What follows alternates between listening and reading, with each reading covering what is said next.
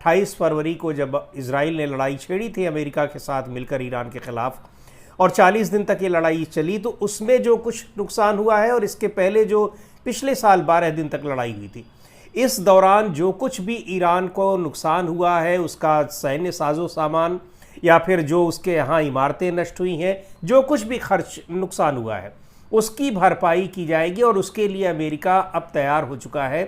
300 अरब dollar का reconstruction fund देने के लिए, यानी ये करीब 29 लाख करोड़ रुपए, अगर रुपए में इसका इवेल्युएट किया जाए तो ये 29 लाख करोड़ रुपए है। बहुत बड़ा अमाउंट है और अमेरिका ये देने को तैयार हो गया है। और ये खबर जो है,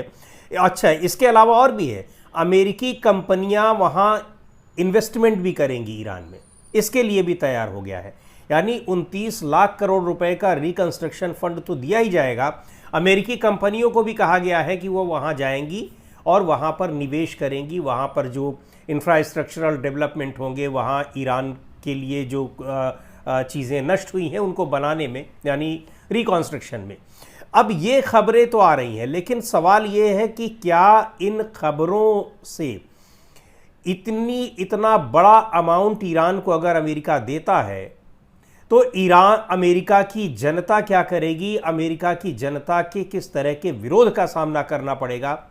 राष्ट्रपति डोनाल्ड ट्रंप को और उनकी टीम को, ये बात साफ देखी जा रही है। पिछले कई वीडियो में हमने इस बात का जिक्र किया है कि कैसे वहाँ की जनता, अब उनके जो समर्थक हैं, अब जिस तरह से बिल्कुल झुकते चले जा रहे हैं ईरान से समझौता करने के लिए डोनाल्ड ट्रंप, तो अब उनके जो समर्थक भी हैं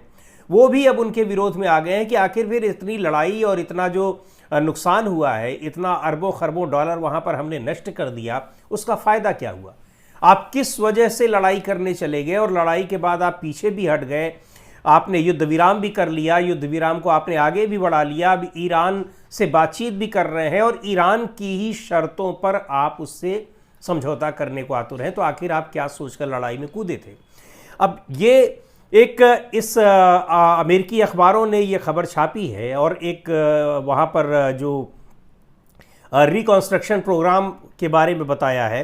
और इसका कहना है हालांकि कि ये अंतिम, जब ये समझौता, अभी इसको अंतिम रूप दिया नहीं गया है, लेकिन ये समझौता अगर होता है शांति समझौता, तो उसमें ये रिकंस्ट्रक्शन फंड की बात भी ये स्वीकार कर ली गई है अमेरिका की ओर से, और रिकंस्ट्रक्शन प्लान ईरान तैयार करेगा, उस पर लगभग इतना खर्च आएगा। ये ईरान के अधिकारियों के हवाले से अखबार ने खबर छापी है।